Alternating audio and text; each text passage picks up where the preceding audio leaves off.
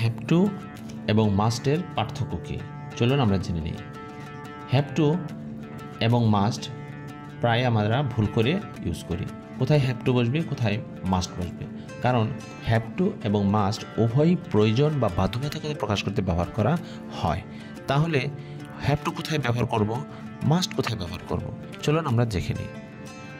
প্রথমে মূল পার্থক্যটা জেনে নিই। হ্যাভ টু হলো কোনো কাজ যদি বাইরের উৎস থেকে অর্থাৎ কোনো নিয়ম মেনে মানতে হয় তাহলে হ্যাভ টু ব্যবহার করতে হবে। কিন্তু মাস্ট হলো ব্যক্তিগত অনুভূতি, অর্থাৎ নিজের ভিতর থেকে কোনো কাজ অবশ্যই করতে হয়, কোনো কাজ করার তাগিদ অনুভব করতে হয়, সেক্ষেত্রে আমরা মাস্ট ব্যবহার করব।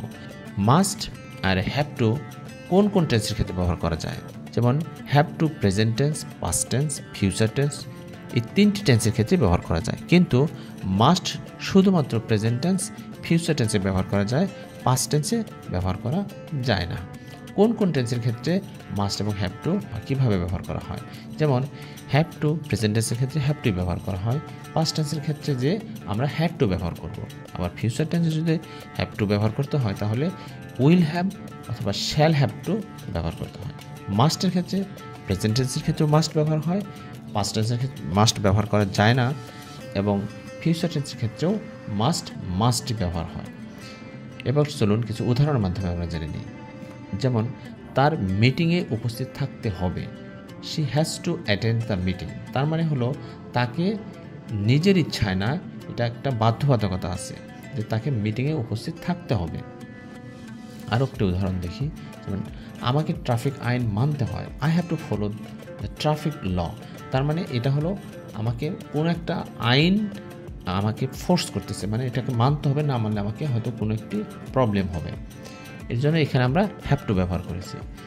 আর একটি উদাহরণ হ্যাভ টুর, যেমন তোমাকে প্রতিদিন স্কুলে যেতে হয়, you have to go to school every day, you have to go to school every day. তার মানে এটা একটা রুলস, যে রুলসটা আমাকে মানতে হবে।